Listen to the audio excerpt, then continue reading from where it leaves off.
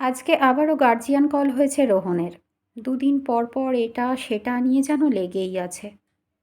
তোমার ছেলের আর পড়াশোনা হবে না, ওকে কোনো সরকারি প্রাইমারি স্কুলে ভর্তি করে দাও বলেই দায়সারাভাবে অফিসে যাওয়ার জন্য ব্যস্ত হয়ে পড়ল রোহনের বাবা অনীক।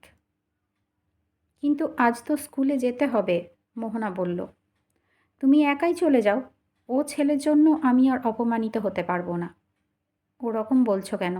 বাচ্চা তো। হুম, বাচ্চা তো, যাও তোমার বাচ্চাকে নিয়ে। দেখো আবার কী কাণ্ড ঘটিয়েছে।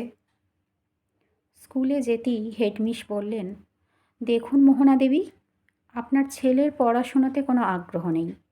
ক্লাস চলাকালীন বাইরের দিকে তাকিয়ে বসে থাকে, হোমওয়ার্ক ঠিকমতো করে না। কিন্তু ম্যাম, আমি নিজে তো ওর সব হোমওয়ার্ক করাই। আমরা সেগুলো পাই না। দিন দিন এত খারাপ রেজাল্ট করছে। আমাদের স্কুলের একটা ইমেজ আছে, এই রকম চলতে থাকলে স্কুলেরই বদনাম হবে। ফাইনাল পরীক্ষার পর সেরকম বুঝতে পারলে টিসি দিয়ে দেব, অন্য কোনো স্কুলে অ্যাডমিশন করিয়ে দেবেন।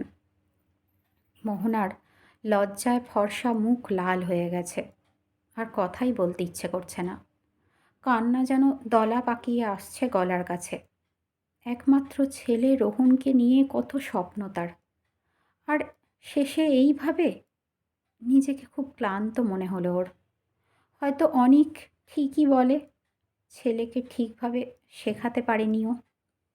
রোহনের হাত ধরে অন্যমনস্কভাবে হাঁটছিল বাড়ির পথে মোহনা। হঠাৎ খেয়াল হলো হাতে তো রোহনের হাত ধরা নেই। সামনে তাকিয়ে চোখটা আটকে গেল মোহনার। দেখল ফুটপাতে পড়ে থাকা ছোট ছোট ছেলে মেয়েকে ব্যাগ থেকে কেক বার করে দিচ্ছে রোহন, আর দাদার কোলে বসে থাকা ছোট্ট বোনটার গালে কেক খাইয়ে দিচ্ছে তার কচি হাতে পরম স্নেহে। ব্যাগ থেকে বার করে ফেলেছে জলের বোতল। বাচ্চা মেয়েটা হাসি মুখে খাচ্ছে জল আর কেক। দৃশ্য দেখে চোখে জলে ভরে গেল মোহনার। অজান্তেই দুফোঁটা জল গড়িয়ে পড়ল গাল বেয়ে। না, আর দুঃখ হচ্ছে না তার। পুঁথিগত শিক্ষায় না হলেও ও পেরেছে ওর ছেলেকে প্রকৃত মানুষ হওয়ার শিক্ষায় শিক্ষিত করতে।